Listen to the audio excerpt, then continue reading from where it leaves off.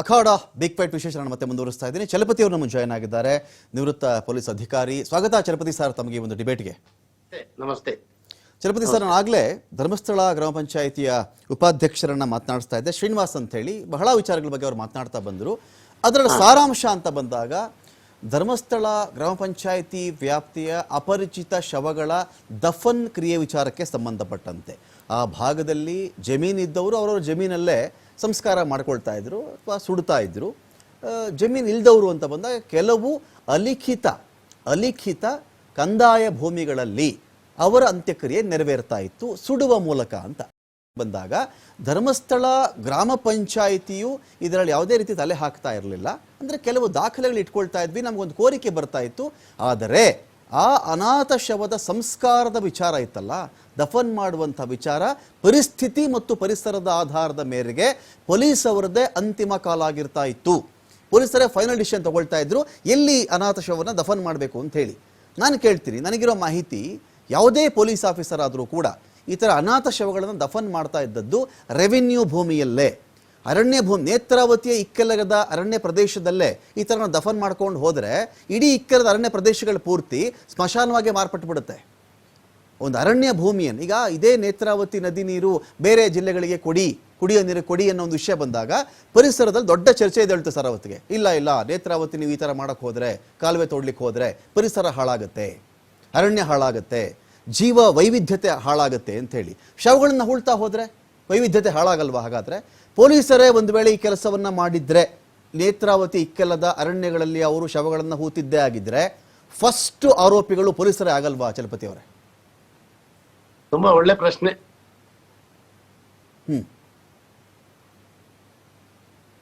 ಮಾತಾಡಿ ಚಲಪತಿ ಅವರೇ. ನೋಡಿ, ನೀವು ತುಂಬಾ ಒಂದು ಸೂಕ್ಷ್ಮವಾದ ಪ್ರಶ್ನೆನ ಕೇಳ್ತಾ ಇದ್ದೀರಾ. ಸಾಮಾನ್ಯವಾಗಿ ಪೊಲೀಸ್ನವರು ದಫನ್ ಮಾಡಿದ್ರೆ ಅಲ್ಲಿ ಒಂದು ಮಹಜರ್ ಮಾಡೇ ಮಾಡ್ತೀವಿ, ಅದಕ್ಕೆ ದಾಖಲೆ ಇರುತ್ತೆ. ಪಂಚಾಯತ್ಗಳ ಸಮ್ಮುಖದಲ್ಲೇ ನಾವು ದಫನ್ ಮಾಡೋದು. ಪಂಚಾಯತಿ ಎಲ್ಲ ದಫನ್ ಎಲ್ಲ ಮಾಡಿದ ಮೇಲೆ ಮತ್ತೆ ನಾವು ಅಲ್ಲೊಂದು ಮಹಜರ್ ಮಾಡ್ತೀವಿ, ಸ್ಪಾಟ್ ಐಡೆಂಟಿಫಿಕೇಶನ್ ಅಂತ ಮಾಡ್ತೀವಿ. ಅದು ರೆಕಾರ್ಡ್ ನಲ್ಲಿ ಸಿಗುತ್ತೆ, ಈಗಲೂ ಸಿಗುತ್ತೆ. ಚಲಪತಿ ಅವರೇ, ಪಂಚಾಯತಿಯವರ ಸಮಕ್ಷಮ ಮಾಡೋದು ಬೇರೆ, ಪಂಚಾಯತಿಯವರ ಅನುಮತಿ ಬೇರೆ. ಶ್ರೀನಿವಾಸ್ ಅವರು ಹೇಳಿದ್ದ ಮಾತುಗಳು ನಾನು ಸರಿಯಾಗಿ ಗ್ರಹಿಸಿಕೊಂಡಿದ್ರೆ ಒಂದು ಕೇಳ್ತಾ ಇದ್ದೀನಿ ಸರ್. ಡಿಸಿಷನ್ ಅವ್ರದ್ದೇ, ನಮ್ಮಲ್ಲಿ ದಾಖಲೆ ನಾವು ಬರ್ಕೊಂಡಿದ್ದೀವಿ, ದಾಖಲೆಗಳಿದೆ. ಈ ಫೋಟೋ ಇನ್ನೊಂದು ಮತ್ತೊಂದು ವಿವರಗಳಿದೆಯಲ್ಲ, ಅದೆಲ್ಲ ಅವ್ರ ಬಳಿ ಇರುವಂಥ ವಿವರಗಳು. ನಮ್ಮ ಸಮಕ್ಷಮ ಆಗಿದೆ, ಅನುಮತಿ ಆಗಿದೆ, ಕೂಲಿ ಆಳು ಕೊಟ್ಟಿದ್ದೀವಿ ಅವ್ರಿಗೆ, ಇಂತಿಷ್ಟು ಮೊಬಲಗು ಅಂತ ಹೇಳಿ ಅವತ್ತಿಗಿನ ಕೂಲಿಗೆ ಸಂಬಂಧಪಟ್ಟಂತೆ ಗೌರವಯುತವಾಗಿ ಅವನಿಗೆ ನಾವು ಕೊಟ್ಟಿದ್ದೀವಿ. ಇಷ್ಟು ಬಿಟ್ಟರೆ ಜಾಗ, ದಫನ್ನು, ಇನ್ನೊಂದು ಮತ್ತೊಂದು ಪೂರ್ತಿಯಾಗಿ ಪೊಲೀಸರ ನಿರ್ಧಾರ ಅಂತಾರೆ. ಹೌದಾ?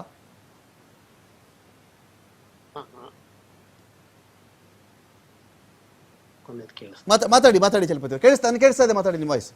ನೋಡಿ, ನಾನು ಅದನ್ನೇ ಸೂಕ್ಷ್ಮವಾಗಿ ನಾನು ಹೇಳ್ತಾ ಇರೋದು. ಪೊಲೀಸಿನವರು ಎಲ್ಲೇ ದಫನ್ ಮಾಡಿದ್ರು ನಾವು ಒಂದು ಸ್ಪಾಟ್ ಐಡೆಂಟಿಫಿಕೇಶನ್ ಮಹಜರ್ ಮಾಡೇ ಮಾಡ್ತೀವಿ. ಓಕೆ. ಸ್ಪಾಟ್ ಐಡೆಂಟಿಫಿಕೇಶನ್ ದಫನ್ ಆದ್ಮೇಲೆನು ಅಲ್ಲಿ ಒಂದು ಮಹಜರ್ ಬರಿತೀವಿ. ಯಾರು ಆ ಕಾರ್ಯಕ್ರಮ ಮಾಡ್ತಾರೆ, ಯಾರು ದಫನ್ ಮಾಡ್ತಾರೆ, ಅವರ ಸಮ್ಮುಖದಲ್ಲಿ, ಸಾಕ್ಷಿದಾರರ ಸಮ್ಮುಖದಲ್ಲಿ ಒಂದು ದಫನ್ ಮಾಡಿ ಅದಕ್ಕೆ ಒಂದು ಮಹಜರ್ ಮಾಡಿ, ಆ ಮಹಜರ್ ಪೊಲೀಸ್ ಆಫೀಸ್ ಸ್ಟೇಷನ್ ನಲ್ಲಿ ಆ ಫೈಲ್ ನಲ್ಲಿ ಇದ್ದೇ ಇರುತ್ತೆ. ಅದ್ರ ಯಾವುದೇ ಇವಾಗ ನಾನು 20 ವರ್ಷದಿಂದ ಮಾಡಿರೋದನ್ನು ಕನ್ಸರ್ನ್ ಪೊಲೀಸ್ ಸ್ಟೇಷನ್ ಆ ದಾಖಲೆ ಸಿಗುತ್ತೆ ನಮ್ಗೆ. ದಫನ್ ಮಾಡಿದ ಮೇಲೆ ಆ ಒಂದು ಸ್ಪಾಟ್ ನಲ್ಲಿ ನಾವು ಇಂಥ ಕಡೆ ಇಂಥ ಒಂದು ಹೆಣನ, ಅಂದ್ರೆ ಅವ್ರು ಇಂಥ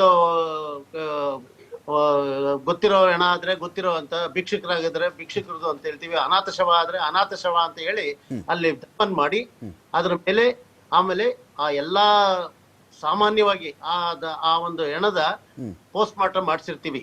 ಎಲ್ಲೋ ಕೆಲವುಗಳಲ್ಲಿ ಸ್ಟೇಷನ್ ಹೌಸ್ ಆಫೀಸರ್ ಒಂದು ಡಿಸಿಷನ್, ಇದು ಅನಾಥ ಶವ ಅಂತ ಹೇಳಿ ನಮಗೆ ಪ್ರಾವಿಷನ್ ಇದೆ ದಫನ್ ಮಾಡ್ಲಿಕ್ಕೆ. ಬಟ್ ದಫನ್ ಮಾಡಿದ್ರು ಅದಕ್ಕೊಂದು ನಂಬರ್ ಕೊಡ್ತೀವಿ.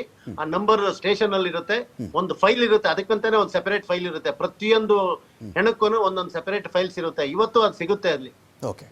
There will be an entry in the SHD ಒಳಗೆ ನಾವು ಅದನ್ನ ಎಂಟ್ರಿ ಮಾಡ್ತೀವಿ, ನಮ್ಮ ಡೈರಿ ಒಳಗೆ ಬರಿತೀವಿ. ಅದಲ್ಲದೆ ಇದರ ಮಾಹಿತಿನ SP ಹೋಗುತ್ತೆ, DSP ಹೋಗುತ್ತೆ, ಸರ್ಕಲ್ ಇನ್ಸ್ಪೆಕ್ಟರ್ ಹೋಗುತ್ತೆ. It is mandatory. ಎಲ್ಲಾ ಕಡೆನೂ ನಾವು ಇದನ್ನ ಕಳ್ಸಿರ್ತೀವಿ. ಜಾಗ ಸರ್, ಜಾಗ ರೆವಿನ್ಯೂ ಲ್ಯಾಂಡ, ಅಧಿಕೃತ ಸ್ಮಶಾನವ, ಅರಣ್ಯವ, ಮೋರಿ ಪಕ್ಕನ, ನದಿ ಪಕ್ಕನ?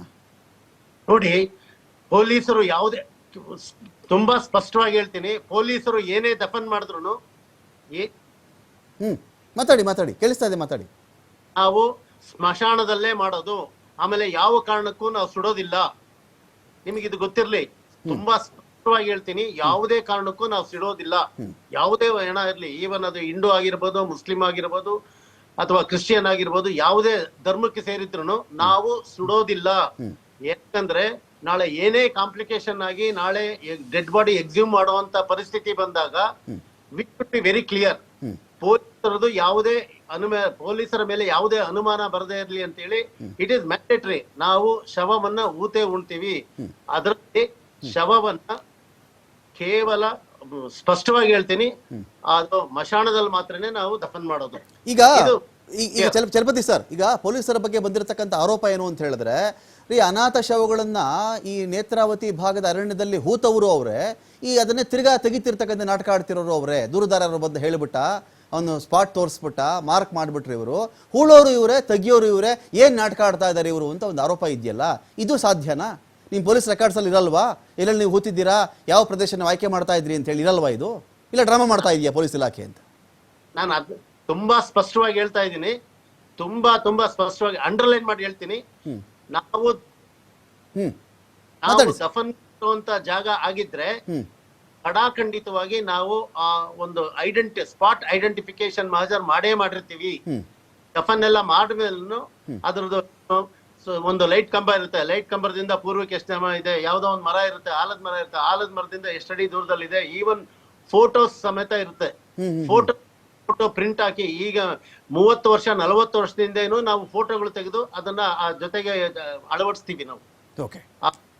ಎಷ್ಟು ದೂರ ಇದೆ, ಮರದಿಂದ ಎಷ್ಟಿದೆ, ರೋಡ್ ಅಂಚಿನಿಂದ, ಇಂಥ ರೋಡ್ ಅಂಚಿನಿಂದ ಎಷ್ಟಡಿ ದೂರದಲ್ಲಿ ಇದನ್ನ ಉಣಿದ್ದೀವಿ, ಅಥವಾ ಇಂಥ ಎಷ್ಟಡಿ ದೂರದಲ್ಲಿ ನಾವು ಉಣಿದ್ದೀವಿ ಅಂತ ಹೇಳಿ ಮಹಜರ್ ಫೋಟೋ ತೆಗೆದು ಅದನ್ನ ಆ ಕನ್ಸರ್ನ್ಡ್ ಫೈಲ್ಗೆ ಅಳವಡಿಸ್ತೀವಿ. ಆ ಕಾಲಕ್ಕೇನೆ ಒಂದು ತೆಗಿಬೇಕಾದ್ರೆ ₹4 ₹5 ತಗೊಳ್ಳೋರು.